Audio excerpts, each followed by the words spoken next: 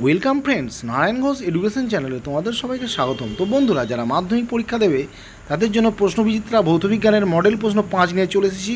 তো আজকের উত্তর শুরু করছি। আজকের 5 নম্বর পেজ হচ্ছে দিনহাটা গার্লস হাই স্কুল। প্রথম প্রশ্ন, যে গ্যাসের বাষ্প ঘনত্ব অক্সিজেনের সাপেক্ষে 2, তার গ্রাম আণবিক গুরুত্ব হচ্ছে। সঠিক উত্তর D, 64 gram mole power to the পাওয়ার -1। পরের প্রশ্ন, সেলসিয়াস স্কেলে লোহার দৈর্ঘ্য প্রসারণ গুণাঙ্কের মান 1.2 × 10⁻⁵ পার ডিগ্রি সেন্টিগ্রেড হলে পরম স্কেলের মান কত? সঠিক উত্তর হবে 1.2 × 10⁻⁵ পার কেলভিন।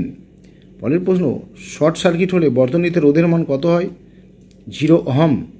পরের প্রশ্ন, তড়িৎ প্রবাহের ফলে চুম্বক শলাকার বিক্ষেপের দিক যে নিয়ম দ্বারা নির্ণয় করা হয় তা হচ্ছে অ্যাম্পিয়ারের সন্তরণ নিয়ম। পরের প্রশ্ন, কোনটি তড়িৎ বিশ্লেষণের ব্যবহারিক প্রয়োগ নয়? সঠিক উত্তর তড়িৎ তাপন। পরের প্রশ্ন, প্রদত্ত কোন গ্যাসটি শুষ্ক করতে পোড়াচুন ব্যবহার করা হয়? NH3।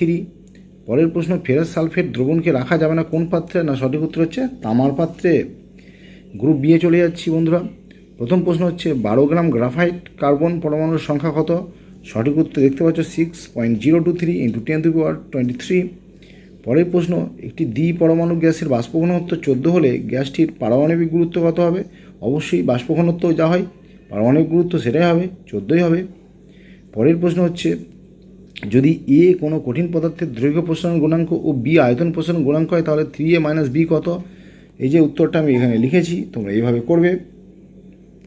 পরের প্রশ্ন হচ্ছে, সত্য মিথ্যা না অভিকর্ষের বিপরীতেও তাপের পরিবহন ঘটতে পারে? এটা সত্য। পরের প্রশ্ন, পাত্রের প্রসারণ বেশি হলে তরলের প্রকৃত প্রসারণ বাড়বে না কমবে? অবশ্যই বাড়বে। পরের প্রশ্ন, কোন রাশির একক মোহ m⁻⁻1? সঠিক উত্তর এটা হচ্ছে পরিবাহিতাঙ্কের এসআই একক। পরের প্রশ্ন, জেনারেটরের মধ্যে কোনটিতে কম্যুটেটর থাকে? না, ডিসি।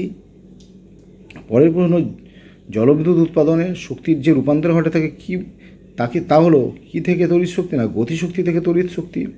তো বন্ধুরা, এবার হচ্ছে ম্যাচ আছে বাম স্তম্ভের সঙ্গে ডান স্তম্ভ। দুটি গ্যাসের বিক্রিয়ায় উৎপন্ন কঠিন পদার্থ হবে। বিয়েরটা অ্যামোনিয়াম ক্লোরাইড। পরেরটা হচ্ছে বিশুদ্ধ অ্যালুমিনার গলনাঙ্ক কমানোর জন্য ব্যবহৃত হয়। ডিয়েরটা ক্রায়োলাইট ও ফ্লুরোস্পার।